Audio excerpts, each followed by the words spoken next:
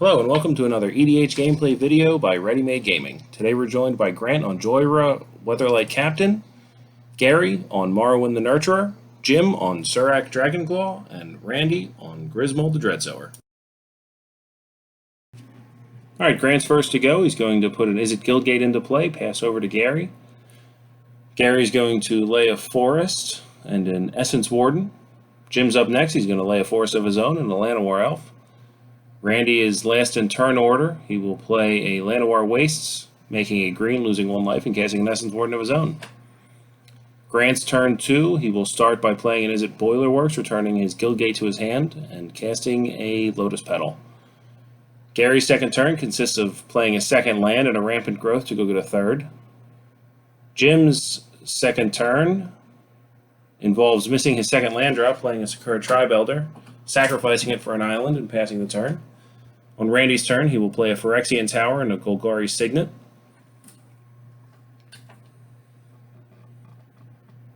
He will attack Grant for 1 with the Essence Warden. On Grant's next turn, he will tap out, including sacrificing his Lotus Petal to cast his commander. Gary's next to go. He'll draw for his turn and play a 4th land. Now this turn he could play a 1-mana elf and his Marwyn from the command zone. It looks like he's thinking about the sequencing a little bit, playing the Marwyn first. Everybody gains a life off their Essence Wardens, at least those that have them. On to Jim's third turn. He's hoping to peel a land. He does not. He plays a Farhaven Elf to get his third land. He hasn't gotten the ramp effect off of his creatures, but at least he's keeping up on land drops. On Randy's next turn, he'll play a Bloodstained Mire and tap 3 for a Grismold. In his end step, everybody gets a plant. In Grant's next turn, he will cast a Mana Geode, triggering his Jhoira to draw a card, and then scry a Darksteel Citadel to the bottom. Gary's up next. He will play his 5th land. He will start elf balling a little bit here. There's the Birchlore Rangers we saw last turn. He could have cast that. Chose not to. Maybe disguising the power of his Marwyn a little bit. He'll tap 2 more mana to play Sylvan Ranger. He'll go get another forest from his deck. We'll tap another forest to put a Wirewood Symbiote into play. We'll then tap his Marwyn for 3 mana. Return the Sylvan Ranger to his hand to untap the Marwyn with Wirewood Symbiote. He'll have 1 mana floating in his pool after he resolves the same Sylvan Ranger, getting another forest. He will tap Marwyn this time for 4 mana and cast a Gamekeeper. Jim's next turn, again hoping to draw a land. He has not. He will tap out for an Elvish Piper, and that could solve a lot of his mana woes. Cheat in some large creatures. Randy will play a forest for his turn. He will sacrifice his plant token made by Grismold to Phyrexian Tower to make 2 black mana, putting a counter on his commander, +1/+1 counter.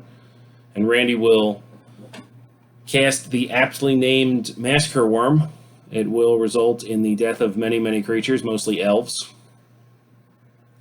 Gary's board is decimated. Jim's board is decimated. Grant loses a plant token. Grismold will attack Gary.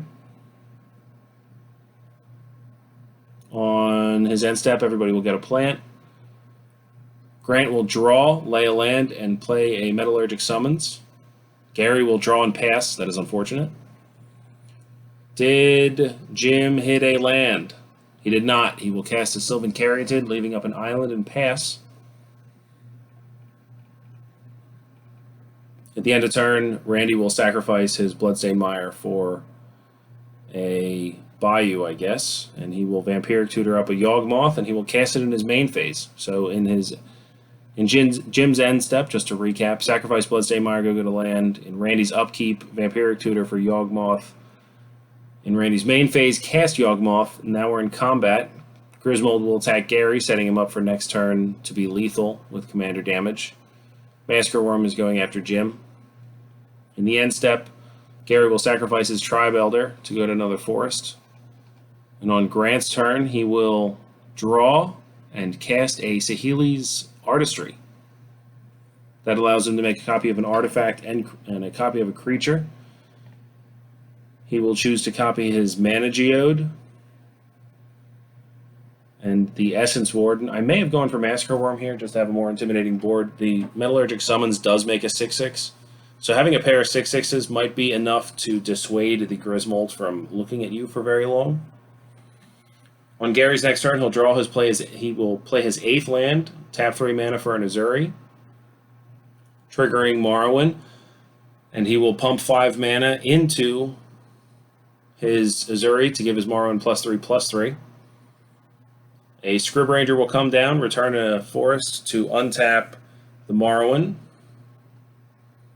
So we have enough mana in our pool to activate Azuri again and attack Randy, who is representing his life total at that point with 4 D20s. We'll attack him down to 52 with the Marwyn. We will all but tap out again, leaving the blue mana up on Jim's side for a Beast Whisperer. And whether or not we have interaction, it is good that he is continuing to leave the same land untapped, and at this point it is his only blue mana, so he is representing something, some form of instant speed interaction. On Randy's next turn, he will draw, and he will cast, before laying a land, he will cast Seed the Land. It's an enchantment that whenever a player has a land enter the battlefield under their control, they make a 1/1 snake token, and that has excellent synergy with Grismold. Grismold gets +1/+1 counters when tokens die, and it doesn't care what kind of tokens. It doesn't have to be the tokens that Grismold itself makes. So we will go to combat. Massacre Worm will go at Jim again, and Grismold will attempt to knock Gary out of this game with a looks like an 11/11 Trampler. Now 12/12. Yawgmoth will sacrifice a token to destroy the Essence Warden copy that Grant has. Grant will draw for turn as Gary picks up his things and puts them back into a pile.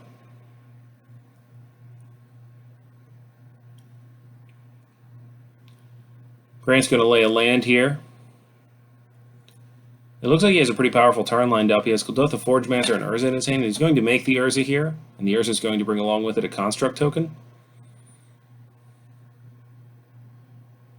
He's also going to make a Kuldotha Forgemaster, but in his end step, Randy is going to Force of Vigor, pitching a green spell as opposed to paying the mana cost to destroy the Construct and the Kuldotha Forgemaster. I don't particularly like this play, only for the reason that it is not in Jim's end step. I generally like waiting until the very last moment to use my 0 mana interaction. Jim's going to go here. He's going to draw. Looks like he ripped a land off of one of his Beast Whisperer draws for a Somberwald Sage. It's a lot of mountains there. A lot of mountains in your base green ramp deck.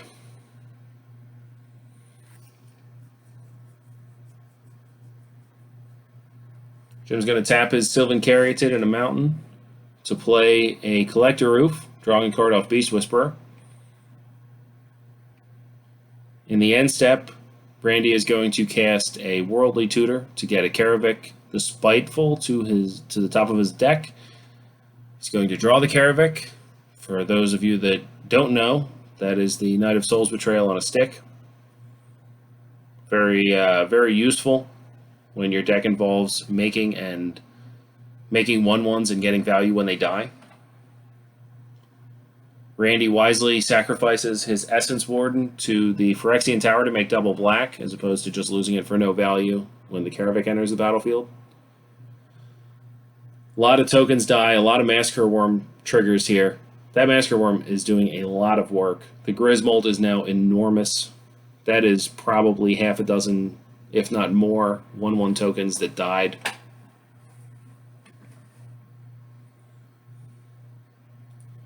Going to combat, it looks like Randy is attacking Grant with the Grismold, which at this point is a 1919 Trample.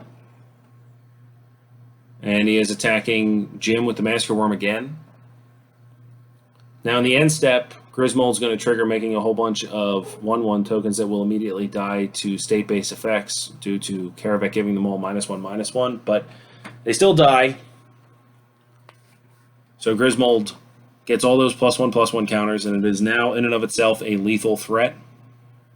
It can deal more than 20 commander damage if it is not blocked, and it has trample, so Grant's going to go. He's going to lay a land to cast a Tezzeret, which is going to trigger Jhoira. I believe it's a legendary planeswalker. Does not see a way out. That is potentially a premature concession. I don't generally like conceding games before my life total hits 0 or some other win condition is met by my opponent. Staring down a 20-some-odd power trampler. Well, there's a Venser from Jim. Sylvan Caryatid and an island to make up the double blue. He returns a Grismold to Randy's hand.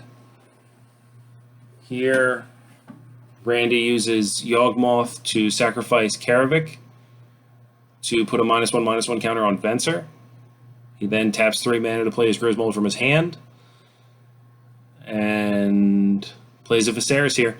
I don't think I would have sacrificed the Karavik. I feel like Karavik plus Massacre Worm plus Grismold is a level of inevitability that I don't necessarily know that Viserys here also provides, especially since Yawgmoth is also a sack outlet. I don't think you're worried about paying too much life. You're over 50 here. Jim's going to draw. He's going to play a Forest, which is an excellent draw. And he's going to tap 3 mana for a Runic Armasaur. That's going to prompt some action from Randy with his Yawgmoth. Reason for that is if the Runic Armasaur resolves, and then the Yawgmoth activates its ability when the Runic's on the battlefield, he may be able to draw his way out of this. There's always Cyclonic Rift to worry about. Jim was representing something for a large portion of this game by consistently leaving the island untapped. So Yawgmoth's going to sacrifice 2 tokens, draw a couple cards, put a couple -1/-1s on the Beast Whisperer. And then Randy will allow the Beast Whisperer trigger to resolve. Jim will draw a card, and the Runic Armasaur will enter the battlefield. Now it just seems overwhelming. Yeah. That's a Zulaport Cutthroat. That is an excellent card here. That pretty much covers as many of the outs as far as Jim has surviving through combat. Looks like an Alpha Strike here. Everything that can turn sideways has turned sideways outside of the Viserys here. I think the Sylvan is still untapped. Yeah, so he's considering blocking with the Sylvan and the Beast Whisperer. I don't think I would block with the Beast Whisperer here, only because I think the Sylvan Caryatid can block the Yawgmoth for free.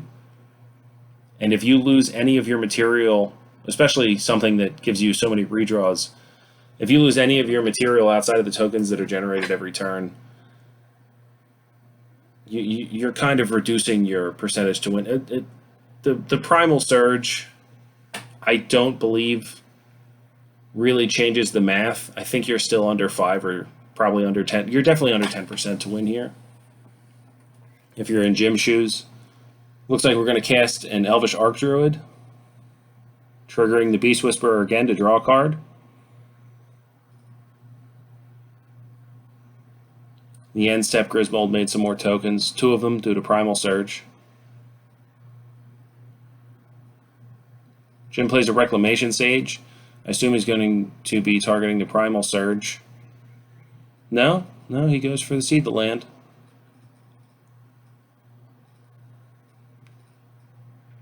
Draws from the Beast Whisperer, a little bit out of order, but that's alright.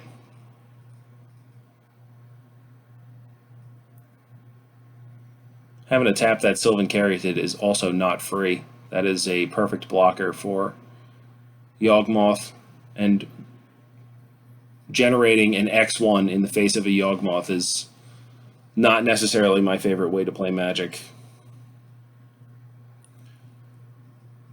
I'm not sure it matters what blocks he has, because I believe Randy just drew a Toxic Deluge. So, assuming that at this point, I would assume Jim is in single digits. So, Toxic Deluge for 5. Yeah, generally when somebody does that with their hand, you see that top left corner? That's the, I think you're dead. Yeah. Toxic Deluge is going to wipe the board. It's going to be X equals 5, and Massacre Worm is going to deal 2 damage per. Hey, thanks for watching. Please like, subscribe, and follow us on social media.